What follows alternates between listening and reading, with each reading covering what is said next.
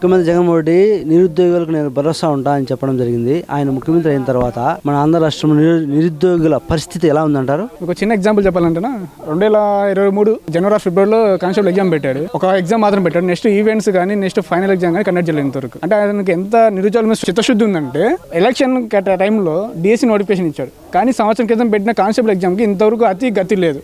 SI పెట్టాడు, constable పెట్టాడు. ఎస్ఐకి ఏమో ఫైనల్ ఎగ్జామ్ పెట్టాడు. కానిస్టేబుల్ మాత్రం ఈవెంట్స్ వరకు ఇంతవరకు కండక్ట్ చేయట్లేదు.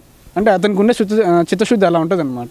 సో నెక్స్ట్ ఇంకో నిరుద్యోగ వృత్తి అన్నారు. లాస్ట్ టైం చంద్రబాబు హయాంలో 2000 రూపాయలు నిరుద్యోగ వృత్తి ఇచ్చారు. ఎందుకంటే నిరుద్యోగులు ఉద్యోగాలు లేక ఖర్చులకు డబ్బులు లేకుండా ఉంటే ఏదైనా ఎగ్జామ్ ఫీజు అప్లై చేసుకోవడానికి 200 కానీ 300 కానీ పెట్టుకునే దానికోసము అదని అంటే 2000 ఇచ్చారు బాబు గారు.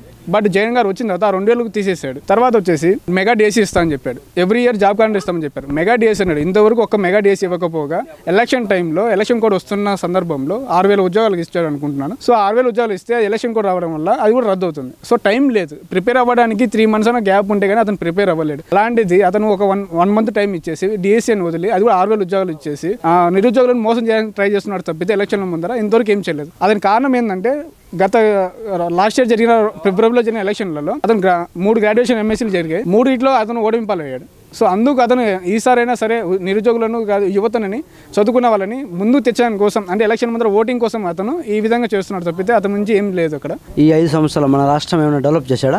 ప్రత్యేక హోదా వస్తే డెవలప్మెంట్ అవుతుంది, ఇన్సెంటివ్స్ వస్తాయని సెంట్రల్ గవర్నమెంట్ చెప్పారు. కాలేజీలకు వెళ్ళి ఎలక్షన్ల ముందర ప్రతి యూనివర్సిటీకి వెళ్ళి మీటింగ్లు పెట్టి యూత్ని రెచ్చగొట్టేసి చాలా చేశాడు. బట్ ఆయన వచ్చిన తర్వాత 25 సీట్లు ఇస్తే కేంద్ర మెడల్ ఉంచైనా సరే నేను ప్రత్యేక హోదా తెస్తానని చెప్పారు. బట్ ఇంతవరకు ఏం చేశారు ఆయన? అసలు ఆ ఊసు కూడా లేకుండా చేశారు. ప్రత్యేక హోదా అనే విషయం కూడా మర్చిపోయారు అనుకుంటా. జనాలు మర్చిపోయారు, గవర్నమెంట్ మర్చిపోయారు, జగన్మోహన్ రెడ్డి మర్చిపోయాడు. సో ప్రత్యేక హోదా లేదు, డెవలప్మెంట్ లేదు, ఒక కంపెనీ లేదు. మంత్రి అమర్నాథ్ రెడ్డి చెప్తున్నాడు గుడ్డు పెట్టింది గుడ్డు మీద ఈకలు పిక్కోవాలి ఏదో చెప్తున్నాడు డైలాగులు. ఏదో కంపెనీలు తెచ్చామా అంటే తెచ్చాము, అల్లం వెల్లుల్లి పేస్ట్ తెచ్చాడంట. అది పెద్ద కంపెనీ అంటే అల్లం వెల్లుల్లి పేస్ట్ కంపెనీ కూడా తేవడం కూడా పెద్ద కంపెనీ. తర్వాత ఏదో మసాలా టమాటా కెచప్ ఇవి కూడా కంపెనీస్ అంటారేమో. పిల్లలు కుటీర పరిశ్రమగా పెట్టుకొని చేసే దానిలో కూడా అతను కంపెనీలు చెప్పుకుంటున్నాడు. కంపెనీలు అంటే ఒక ఐటీ కంపెనీ కానీ లేదా ఒక ఇండస్ట్రీ వెహికల్స్ కంపెనీ కానీ లేకపోతే మొబైల్ మ్యానుఫ్యాక్చరింగ్ కంపెనీ ఇలాంటిది ఒక్క కంపెనీ కూడా తేకోకుండా అల్లం వెల్లుల్లి పేస్ట్ కంపెనీలు, సాస్ కంపెనీలు ఇవి కూడా కంపెనీలు అని చెప్పేసి ఆయన చెప్తున్నాడు. ఏదో గుడ్డు మీద ఈకలు పిక్కుంటా కూర్చుంటున్నాడేమో అమర్నాథ్ రెడ్డి గారు, తెలియట్లేదు. మరి రానున్న ఎన్నికల్లో మన రాష్ట్రం బాగుపడాలన్నా నిరుద్యోగులు ఉద్యోగాలతో సంతోషంగా జీవించాలన్నా ఎవరు ముఖ్యమంత్రి అయితే బాగుంటుంది? చదువుకునే యువతకు ఉద్యోగాలు కానీ లేదా ఆంధ్రప్రదేశ్ డెవలప్ అవ్వాలంటే మాత్రం ఖచ్చితంగా చంద్రబాబు నాయుడు అయితేనే ఆంధ్రప్రదేశ్ అనేది డెవలప్ అవుతుంది. ఎందుకంటే అతను ట్రాక్ రికార్డ్ చూసుకున్నా సరే ఒక హైదరాబాద్ సిటీ కానీ అమరావతిని కానీ ల్యాండ్ పూలింగ్ ద్వారా 33,000 ఎకరాలు తీసుకోవడం అనేది ప్రపంచంలో ఎవరు చేయలేదు. ఇంతవరకు ఏ గవర్నమెంట్ కూడా చేయలేదు.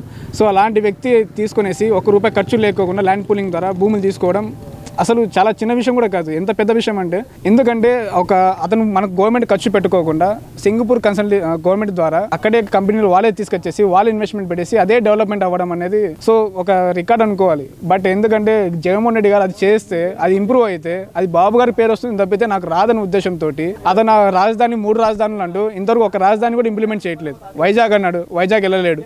నెక్స్ట్ కర్నూలు అన్నాడు, కర్నూలులో పెట్టలేదు. సో అతను ఏం చేయలేడండి. జస్ట్ ఏదో అప్పులు తీసుకొచ్చేసి పంచి పెడతాను పప్పు బెల్లం లాగా. నాదేం పోతుంది, రాష్ట్రం అప్పులు బలైనా అతను సంబంధం లేదు. ఎందుకంటే మద్యము, ఇసుక, తర్వాత ఎర్రచంద్రం ఇలా అన్నీ స్మగ్లింగ్ చేసుకుంటూ అతన్ని సంపాదిస్తూ ఉన్నాడు. రోజుకు కొన్ని 100 కోట్లు అది ఇంటికి వెళ్ళిపోతుంది. సో అతనికి ఏం బాధ లేదు. అతని కూతురు లండన్లో వచ్చేసి వ్యాపారం పెట్టుకుని నడుపుతూ ఉన్నారు. రేపు పొద్దున గవర్నమెంట్ వెళ్ళిందని అతను కూడా లండన్కి వెళ్ళిపోయే అవకాశాలు ఎక్కువ ఉన్నాయి. సో మనం డెవలప్ అవ్వాలంటే బాబు గారు ఓటేసి గెలిపించుకోవాలి. ముఖ్యమంత్రి జగన్మోహన్ రెడ్డి ప్రతి సంవత్సరం జాబ్ క్యాలెండర్ విడుదల చేసి నిరుద్యోగం లేకుండా ఉద్యోగ అవకాశాలు కల్పిస్తా అన్నాడు. ఈ 5 సంవత్సరాల్లో ఏమన్నా జాబ్ క్యాలెండర్ విడుదల చేసి ఉద్యోగాలను వచ్చాయా మనకు? ప్రతి సంవత్సరం జాబ్ క్యాలెండర్ వదులుతా అని చెప్పాడు. కానీ ఇప్పటి వరకు ఈ 4 ఏళ్ల పాలనలో ఒక్క జనవరిలో వదులుతా అన్నాడు కదా, ఇంతవరకు వదలడం లేదండి. అసలు ఏం చేస్తున్నారో అర్థం కావట్లేదు జగన్మోహన్ రెడ్డి గారు. ఇంకోటి డిఎస్సి పోస్టులు ఉన్నాయి కదా, 25,000 డిఎస్సి పోస్టులు వదులుతామని చెప్పి ఎలక్షన్ దగ్గరికి రాగానే 6,100 పోస్టులు వదిలి యువతనంతా చాలా తప్పుదారిలో పట్టిస్తున్నాడండి. అన్న ఇప్పుడు మన రాష్ట్రంలో జగన్మోహన్ రెడ్డి ముఖ్యమంత్రి అయినప్పటి నుంచి ఏమైనా ఆంధ్రప్రదేశ్ డెవలప్మెంట్ జరిగిందంటావా? నాకు తెలిసిన వరకు డెవలప్మెంట్ అనేది ఏం లేదండి, కనబడట్లేదు. ఇప్పుడు ఈ మధ్యన మొన్న చూసుకున్నట్టంటే వైజాగ్లో ఫ్లోటింగ్ బ్రిడ్జ్ అని ఒకటి కట్టిండు. ఒక్క రోజుకే అది కూలిపోయిందని, అంటే సపరేట్ అయిపోయింది. ఇలా చూస్తున్నాం. మొన్న అంతకుముందు వైజాగ్లోనే బస్ బే అని ఒకటి బస్ షెల్టర్ వేసాడు, అది కూడా కొన్ని రోజులకే కూలిపోయింది. ఇంకోటి పులివెందులలో కేబుల్ బ్రిడ్జ్ తీసుకుంటే అది కూడా కొన్ని రోజులకు మాత్రమే కూలిపోయింది. ఇలా ఉందండి ఆయన అభివృద్ధి. మన రాష్ట్రానికి కంపెనీలు ఏమైనా తెచ్చాడా? కంపెనీలు తెచ్చాడండి. చేపల మార్కెట్ అని పులివెందులు తీసుకొచ్చిండు. ఉండే కంపెనీలు కూడా మొత్తం అన్ని పంపించిండండి. మనకైతే ఇక్కడ ఎలాంటి కంపెనీ అయితే రావట్లేదు. ఇప్పుడు రానున్న ఎన్నికల్లో మన విద్యార్థులు కానీ మన రాష్ట్రం బాగుపడాలంటే ఎవరు ముఖ్యమంత్రి అయితే బాగుంటుంది? రాబోయే ఎలక్షన్లో ఖచ్చితంగా తెలుగుదేశం ప్రభుత్వమే వస్తుందని మాకు గ్యారంటీగా ఉందండి. చంద్రబాబు నాయుడు ఖచ్చితంగా ముఖ్యమంత్రి అవుతారని యువత అంతా కోరుకుంటున్నారు. లక్ష ఉద్యోగాలు ఇస్తారండి జాబ్ క్యాలెండర్ విడుదల చేసి. సంవత్సరానికి 1,00,000 ఉద్యోగాలు బానిచ్చి ఆ వాలంటీర్ ఉద్యోగాలను పెరికేస్తే ఈ గత 4.5 సంవత్సరం నుంచి కూడా అతను ఇచ్చిన ఉద్యోగాలు ఒకటి కూడా లేవు. చెప్పుకోదగ్గ ఉద్యోగం ఒకటి కూడా లేదు. సాఫ్ట్వేర్ ఫీల్డ్ లేదు, ఇన్ఫోసిస్ ఫీల్డ్ లేదు.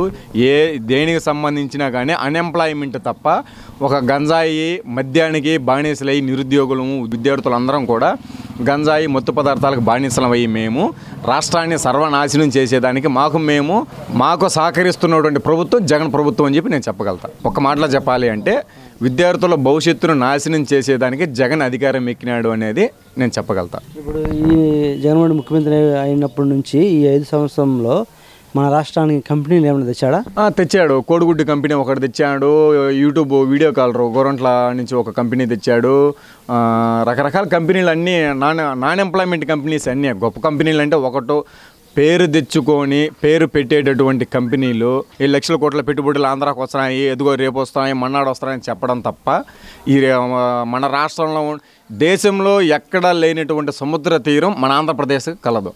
ఈ ఆంధ్రప్రదేశ్ను కూడా ఈ గాడిద కొడుకులకు రిలయన్స్ కంపెనీకి అమ్మడం తప్ప జగన్ ప్రభుత్వం ఏం చేయలే. సముద్ర తీరంలో సముద్రాల వెంబడి కొన్ని లక్షల కుటుంబాలు బతుకుతున్నాయి. ఆ ముత్యగారి కుటుంబాలకు సరైన భరోసా ఇచ్చే ధైర్యం కూడా జగన్ ఎప్పుడు చేయలే. పోతే మాది కరువుల రాయలసీమ. ఒకప్పుడు చంద్రబాబు నాయుడు ప్రభుత్వంలో హంద్రివీణ, గాలేరు, నగిరి ప్రాజెక్టు ఇలా చాలా ప్రాజెక్టులు చేసినా కానీ ఆ ప్రభుత్వం దిగిపోవడం వల్ల అవి ఆగిపోయి రైతులకు సరైన నీటిపారుదల లేక మళ్ళీ మా రాయలసీమ వెనకబడడానికి కారణం కూడా ఈ రాయలసీమ ముద్దు బిడ్డని చెప్పుకునే మమ్మల్ని నాశనం చేసేదానికి కంకణం కట్టుకునింది. ఇక ఏ సీఎం వచ్చినా కానీ రాయలసీమ ప్రజల బాగోగుల కోసం చాలా గొప్పగా ఆలోచన చేసుకుంటా రాయలసీమ పదోన్నతి కోసం ప్రతి ఒక్క సీఎం అహర్నిశలో కృషి చేస్తూ వచ్చినారు. కానీ జగన్ మటుకు రాయలసీమకు స్టీల్ ప్లాంట్ లేదు, ఉద్యోగాలు లేవు. కడప మా ఉమ్మడి కడప జిల్లా కేంద్రమైనటువంటి కడపలో కూడా రిమ్స్ ను సరైన పట్టించుకునే దారి లేదు. ఈ రాయలసీమ సీఎం అని చెప్పుకునే బదులు రాయలసీమ ప్రజలు కూడా చాలా మంది సిగ్గుపడుతున్నారు.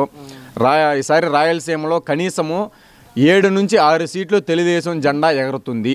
ఇది ఖచ్చితం. ప్రజల్లో తిరుగులేని వ్యతిరేకతతో మూట కట్టుకొని ఇక్కడ జరిగేటటువంటి భూ అక్రమాలతో పాటు ఎంఆర్ఓ ఆఫీసులు కానీ ఇరిగేషన్స్ ఆఫీసులు కానీ ఎవరికో కొంతమంది బడా నాయకులకు అప్పజెప్పేసి మిగిలిన ఓటులన్నిటినీ వ్యవస్థ అనేది ప్రజలకు ఉపయోగపడేదానికే. ఈ వ్యవస్థ మటుకు ప్రజలకు ఉపయోగపడేటట్టు లేదు. ఈ వ్యవస్థను ఇంకొక 40 రోజుల్లో కుర్చీ మడతబెట్టి ఇసిరాడు బారేస్తారు. ఖచ్చితంగా జగన్ ఓడిపోతున్నాడు. నాసిరక మద్యంతో ప్రజల్లోకి వదిలి బొత్స సత్యనారాయణ దిక్కులేని డబ్బంతా సంపాదించుకుంటా మా ప్రజల డబ్బంతా దోచుకు తింటా మమ్మల్ని అందరం నాశనం చేస్తున్నాడు. ఖచ్చితంగా ఈ మద్యపాన నిషేధం ఇతను చేయలేడు. ఇతని వల్ల కాదు. ఊరికే ప్రగల్భాలు పలకడం తప్ప ఇతను ఏమీ చేయలేడు. మన రాష్ట్రం బాగుపడాలంటే ఎవరు ముఖ్యమంత్రి కావాలి? మన రాష్ట్రం బాగుపడాలి అంటే నాకు తెలిసేంత వరకు పబ్జీ గేమ్ ఆడుకునే జగన్ ముఖ్యమంత్రి అయితే మాకు బాగా అనుకూలం. పబ్జీ గేమ్ ఆడుకోవచ్చు కదా. మేము ప్రశాంతంగా ఆఫీస్లో తాడేపల్లి క్యాంపస్లో కూర్చొని పబ్జీ గేమ్ ఆడుకుంటూ ఉండొచ్చు. ఇతర దేశాలలో బెట్టింగ్లు పెట్టుకుంటూ ఉండొచ్చు. ఎందుకన్నా ఈ జగన్ ఉండడం వల్ల ప్రతి ఒక్క కుటుంబానికి లక్షల కోట్ల అప్పు తప్ప ఏమీ ఉండదు. చదువుకునే నిరుద్యోగులు కూడా ఇక్కడి నుంచి వేరే రాష్ట్రాలకు వెళ్ళిపోయి జాబులు సంపాదించుకుని బతుకుతున్నారే కానీ నేను ఆంధ్ర ఓడిని, ఆంధ్రాలో పుట్టాను, ఆంధ్రాలోనే చదివాను, ఆంధ్రాలోనే ఉద్యోగం చేస్తాను అని ఒక్కడు కూడా యువత కూడా సిద్ధంగా లేరు. ఎక్కడైతే ఏమే నాకు 20,000, 30,000, 50,000 లక్ష నాకు వస్తుంది, నేను బతుకుతున్నా, పక్కన నాకు అవసరం లేదు అని ఆలోచిస్తున్నారు. ఆ వైఖరి వెళ్ళింది. ఇప్పుడు జగన్ ఓడిపించేదానికి ప్రతి ఒక్క మహిళ, ప్రతి ఒక్క కార్యకర్తలు, ప్రతి ఒక్క ఉద్యోగస్తులు, విద్యార్థులు, నిరుద్యోగులు ఈవెన్ మొత్తం కలిపి కూడా జగన్ ఓడిపించేదని సిద్ధంగా ఉన్నారు. 100% ఈసారి జగన్ ఓడిపోతున్నాడు. ముఖ్యమంత్రి చంద్రబాబు నాయుడే కాదు, అసలు ఇది ప్రజల్లో మేము చెప్పాల్సిన మాటే కాదు. ఇది ముఖ్యమంత్రి గారు చంద్రబాబు నాయుడు. ఈ ఎలక్షనే కాదు, ఇంకొక 20 ఏళ్ళు చంద్రబాబు నాయుడు గారే ఉండగలుగుతారు. దానికి కారణము ఈ ఎలక్షన్స్ అయిపోయిందంటే చంద్రబాబు నాయుడు గారు గెలుస్తారు. ఈడీ కేసుల్లో జగన్ జైలుకి వెళ్తాడు. పార్టీ అస్తవ్యస్తం అయిపోతుంది. ఈసారి ఎలక్షన్స్లో కూడా, తదుపరి ఎలక్షన్స్లో కూడా ఈసారి 2 నుంచి 3, 15 సంవత్సరాల ఎలక్షన్స్ వరకు చంద్రబాబు నాయుడు గారే సీఎం అవుతాడని చెప్పి ఖచ్చితంగా చెప్పగలము.